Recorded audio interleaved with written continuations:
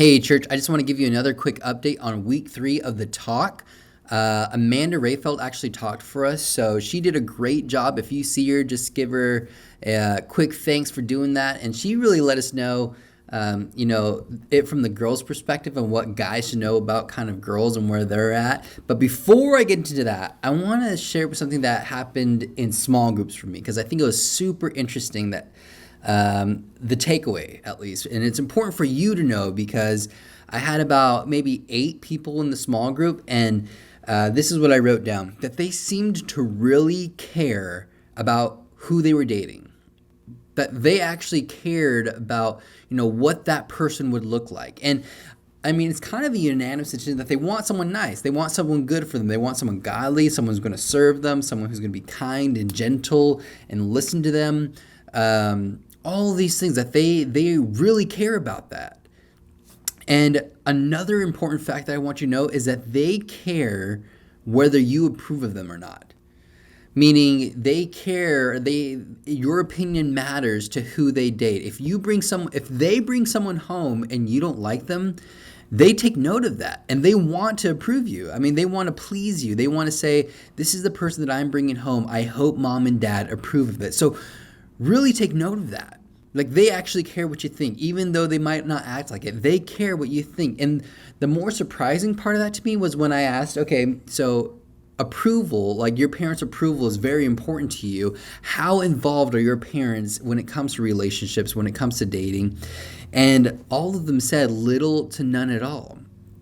And so my next question to them was, well, if your parents aren't involved, if you're not talking to your parents or if your parents aren't talking to you, well, then how do you know that what you're doing in dating and relationships or friends or whatever it might be, how do you know that that's going to be approved by them? And they just didn't really know how to answer the question because no one's involved, no one's talking to each other. And so, I mean, this is where I kind of want to lead us. I don't have junior high kids. I don't have a high school kid. My kids' ages, we're just not there yet. And so I understand that, a conversation like that coming from me, questions like that coming from me is vastly different than when it comes from you. But I do want to say that the conversation is wanted and needed. That your students and your kids, they want to know where you stand with who they're going to be dating, with who their friends are. They want some input because they ultimately want to please you. And so I think we should really step up, and this is our opportunity to be the authority on those issues, that the way we live out our faith, and then when it comes to topics of purity, when it comes to topics of what does a relationship look like, that we should be the authority. We should be the first person to have that conversation with them because I think this is a reality that we just have to deal with, that the first person that they hear those things come from, that they ultimately become the authority, whether it's relationships, whether it's dating, whether it's friends, whatever it might be. Like, the first person that they hear those things kind of come out of, they become the authority. And so if we're the 5th person down the road, they're going to filter everything we say about those things from whatever that first person was or whoever that first person was. So I just wanted to be somewhat of encouragement that they want to hear from you. They want to know what you think. So start that conversation, continue that conversation because I think they ultimately want it. But going back to Amanda, again, did a great job. And some really key highlight points that I want to share with you is she kind of gave the perspective of like what guys should know about girls and like what girls should know about girls themselves.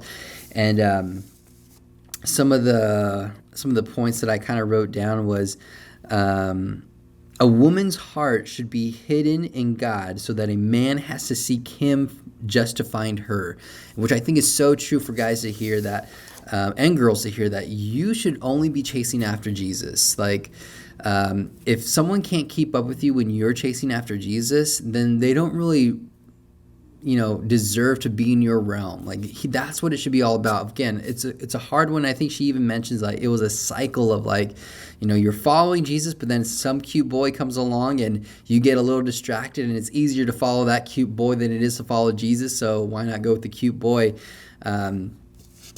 And I thought it was just a neat little thing to really think about, is like girls, be focused on Jesus, and guys, you should be focusing on Jesus to get after the girls, in a non-weird way, of course.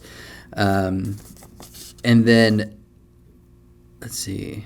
Some just advice she gave to guys says the best relationship starts by being friends and not by flirting.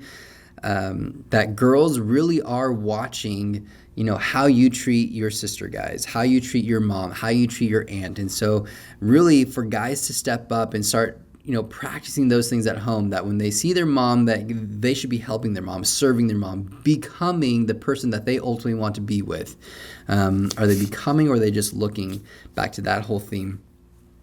Compliment personality more than beauty. Commit to your girlfriend, and it shouldn't just be a try and get out thing, but it should be definitely like you're pursuing with intentionalities, not just to do it. And there was one more line that I love. Oh yeah, you can only love your neighbor at the level that you love yourself. And I think this was a super important takeaway, because it's like, man, we want to jump into relationships in junior high and high school or whatever age. We want someone to want us. And sometimes we want that so badly that, we jump into these things without really knowing who we are, without even loving ourselves. And it comes back to that question, like, are you becoming the person that you ultimately want to be with? And are they becoming the person that they ultimately want to be with? And, you can't do that without knowing who you are. And I think you get that identity from Jesus, that you are more than just your looks. You're more than just the things you do on the field. You're more than just your smarts. You're more than those things, but you were created and designed for a purpose, and that was to have community with God and have community with others.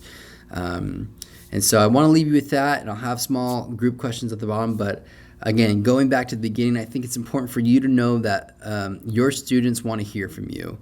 That you should be the authority on these issues, and that they ultimately care what your opinion is. So again, have a blessed week, and I'll see you later.